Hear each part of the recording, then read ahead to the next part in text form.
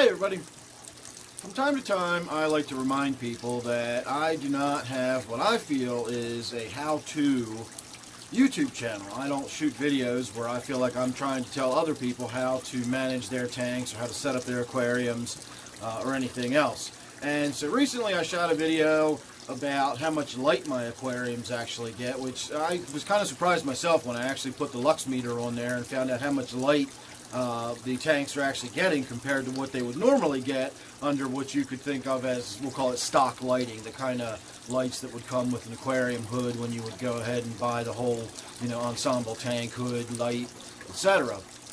What I've got on my tanks is way beyond that, and I'm not recommending people do that necessarily. I'm just showing people that that's what I do on my tanks. And so from time to time I will get an example that I can use to show people that this is exactly why I'm not showing you how to do it. I'm showing you how I do it, and then you can see what happens after I do it. There's an old saying, if you want what I have, then do what I do. And this is going to be a perfect example of exactly what I'm talking about. So recently on my 125 I got in there and I did a huge whackety chop. I took a lot of plants out of there, I took a lot of Java fern out, and importantly I took a lot of the plants out that were up near the surface, which were absorbing a lot of the light and blocking a lot of the light from getting lower into the tank. And again, this is a tank that's very brightly lit. So all I did was go in and do a water change and remove a bunch of plants, and that change was significant enough that it's worth shooting this video. So let's go have a look at what my 125 looks like now that I've removed a bunch of plants and let that light flood into the tank. Alright, so at a distance it doesn't look too bad. You'll notice off to the left the glass has got a little bit of green growth going on there. A lot of that has to do with the fact that I sort of missed a spot when I was cleaning it. In fact, I missed two big spots. You can see a spot sort of off to the center right there where I've got a big old patch of stuff growing on the glass, which is partially because I missed it, but partially because it's really starting to grow back in thick. But if we get up closer to the tank, and I swear my Tanapoma must have heard me talking because it was swimming around doing all kind of stuff trying to distract me while I was facing the tank shooting the intro to this video, and now it is doing its nobody can see me because I'm a leaf routine. So let me get this light turned off. Probably should have done that before we got started here, but that takes a whole lot of glare off the tank, especially where I want to look specifically. Look at all that green Spirogyra hair algae. That stuff is growing everywhere. When you really start looking at it and looking into the tank, you'll notice that it's on everything except that big brown leaf right there. That does not have it growing on it. So we get down here, we can see lower in the tank, it's not as bad, although that rock is fairly brightly lit. And I do have some scraping type fish in here, some Awfox grazers.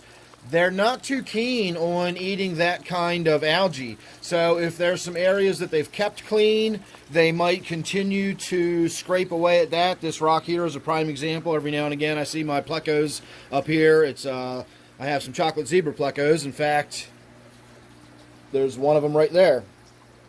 And they will get up here and scrape on this rock from time to time, but even that is now starting to get a little too green for their liking probably. It's just, if there's a little bit of that stuff mixed in, a little bit of cyanobacteria mixed in, they'll go ahead and clean it. But once it starts getting to be too much of their sort of non-food material growing in there, they sort of leave it alone. If you look up at the top of that rock, you see how thick the green hair algae is starting to get? The pleco's not really going to graze away at that anymore because it doesn't really eat that kind of algae.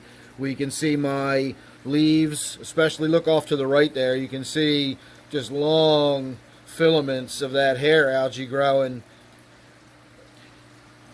And so, I mean, obviously it was in the tank to begin with. It wouldn't be growing like this if it wasn't there to start with. But it was not like this. It didn't, I didn't have a shaggy green tank.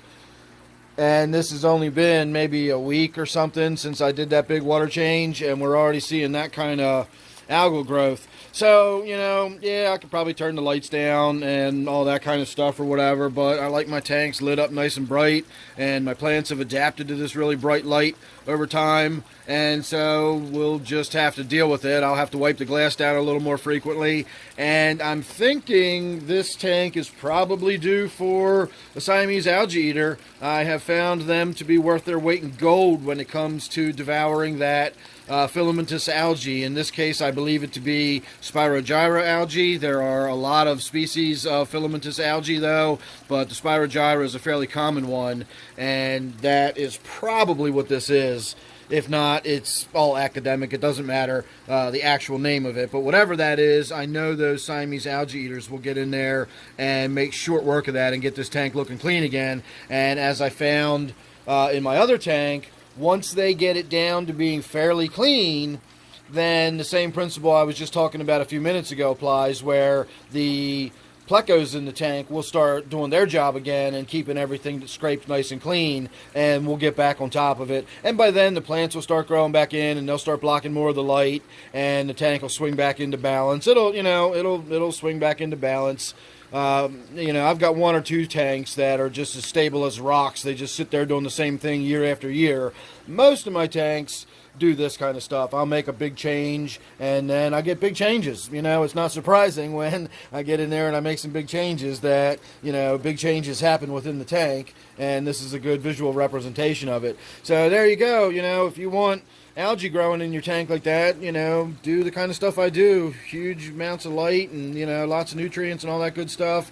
We've probably got, 30 to 40 parts per million nitrates in this tank at any given time. I'm sure it climbs up much higher than that, at times before water changes happen.